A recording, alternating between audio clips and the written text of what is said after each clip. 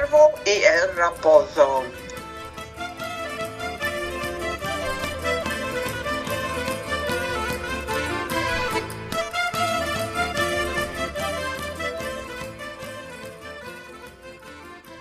El señor Cuervo, asentado reposando en la rama de un árbol, tenía un pedazo de queso en su pico.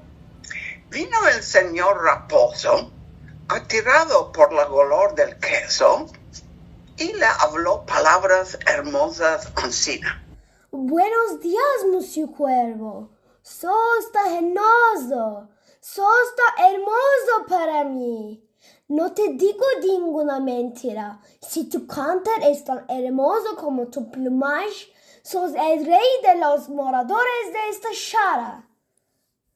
Con estas palabras el cuervo se tresalió tanto y para hacer sentir su hermosa voz abrió el pico grande y soltó el queso. El raposo lo apañó y dijo: Estimado señor, cabe reconocer que los que se dedican a dar alabaciones hacen provecho de los que encantan y que se engañan en oyendo las mentiras. Esta lección merece un pedacito de queso. Sin duda, el cuervo, embarazado y confuso, juró, ama un poco tarde. Ya no se iba a dejar engañar otra una vez.